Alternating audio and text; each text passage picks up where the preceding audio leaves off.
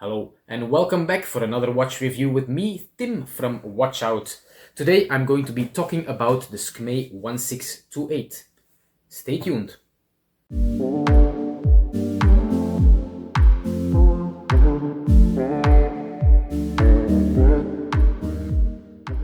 Okay, so first off, let's start with what you get when you order this watch on AliExpress. So it gets delivered to you in a padded envelope like this, bubble wrap inside. Inside the envelope, another packet of bubble wrap. Inside of that, you get a plastic with the watch inside and instructions. They are universal instructions for multiple watches, so it's not specifically for this model. And of course, on the watch, a tag with the brand name Skmei.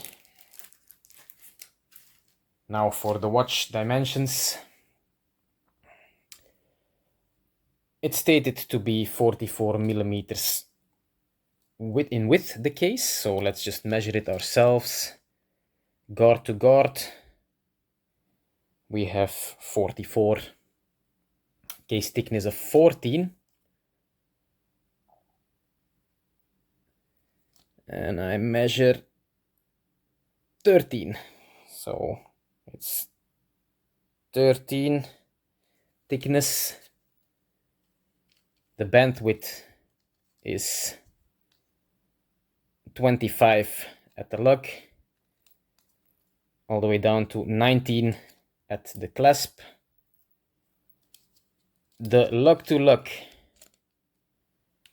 a bit hard to measure with this one, is 48 lug to lug, and the display width 30 and height 25. Okay. It's stated to weigh 42 grams. It's a quartz movement digital display.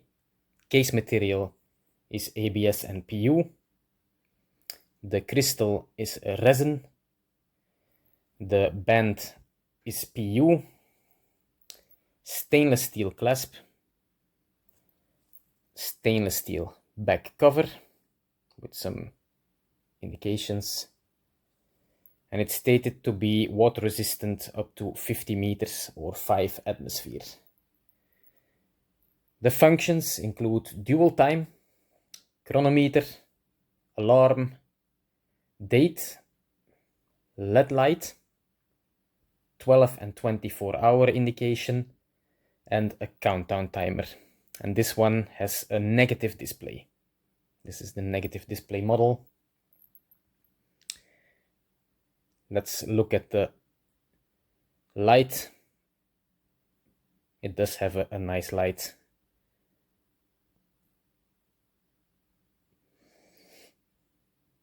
That's it for the dimensions.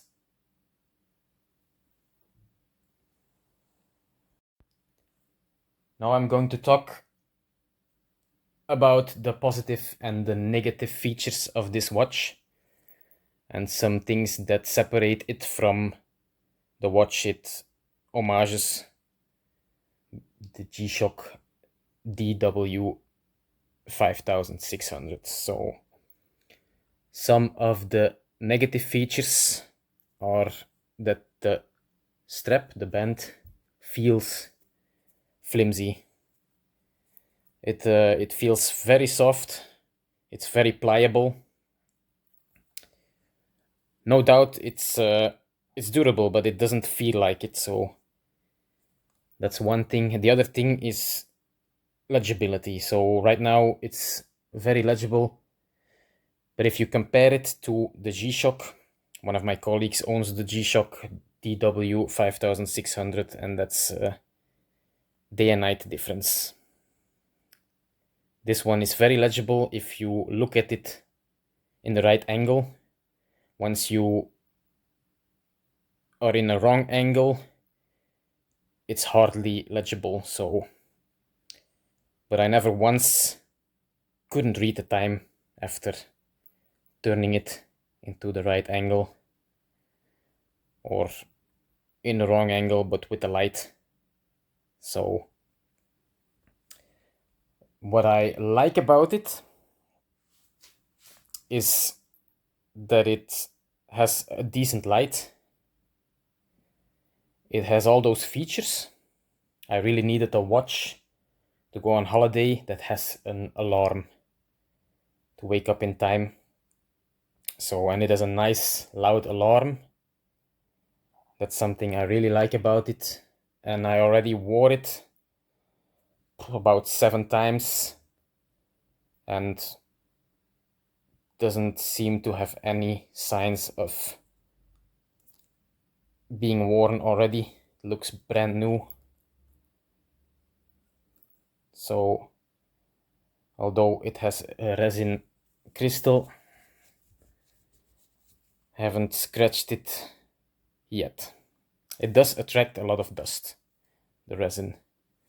And also one thing I noticed was that the case doesn't seal off the crystal.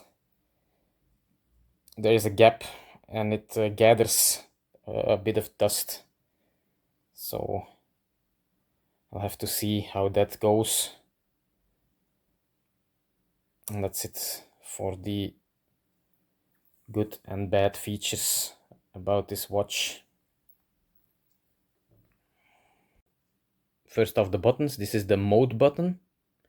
This is the light button, start and reset. And the difference, or one of the differences you notice first about this watch opposed to the G-Shock, is that the buttons protrude more on this one. So the G-Shock has either one button completely level with the case, or all of them a bit more sunk in.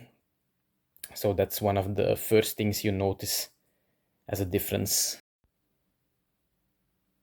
Let's take a look at what the watch looks like on the wrist. So I'm going to try to put it on with one hand like this.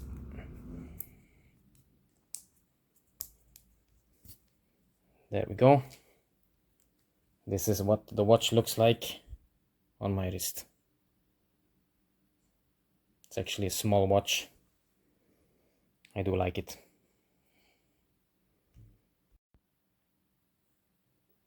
Let's go over the functions real quick. Right now we're at the start. This is alarm, hourly chime and alarm clock active. Next we have dual time. So current time is in the box at the top. This is the countdown timer. To start, press here. To reset, you'll have to do it like this. Ready? So every time you use one of the functions, the next time you press the mode button, you go back to the starting screen. So this was the countdown timer. This is the stopwatch. In the box at the top, you got the hours that pass. This one is a reset with a light.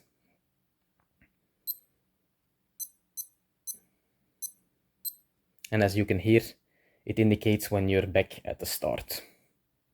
Those are the functions. As I show you some pictures of the watch in action, I'll tell you what I paid for the watch. So I bought it not during the last sale of summer, but the sale before. So I do have it a while now. And it was priced at €5.50, about €5.50. I already had some items in my shopping cart, and adding the watch made the total jump to another discount bracket. So, as you know, you get a certain discount at 29 euros, you get some more at 39, and so on and so forth. So it made me jump to the next bracket, which gave me a bigger discount, which actually made my total of the things I already had, plus the watch, cheaper than what it already was. So let's say I was at 48 euros 80. Adding the watch made my total 48 euros 40. It was about 40 cents discount. I'm not sure about the 48 anymore, but I know I got a 40 cents discount by adding the watch. So in a way, I got the watch for free. Now, I could have added anything else for around the same price to end up with the same discount. So you can make of it what you want, but in my opinion, I got it for free. That was it for today. I hope you liked the video. I know some of you dislike quartz watches, especially digital quartz watches, but I feel like every watch has its purpose. I bought this one because I needed a beater watch that has an alarm function to wake me up in time on my holiday. Now, the next video I will make might be one showing off all my watchmaking tools I invested in because I bought a whole bunch of new ones. I'm almost set with all the tools, still waiting for seven more tools, and then I will discuss them all. I will show you them all. Or it might be a series about flea market purchases, because I recently bought a nice vintage watch on a flea market, but I'm going on a holiday soon to France, and they have a lot of flea markets and other markets that sell vintage watches. So it might be a whole other series about flea markets. We'll see how much material I can gather on my holiday, and next video will be after the holiday, so we'll be gone at the end of the week for about 2 weeks. Until the next. Bye.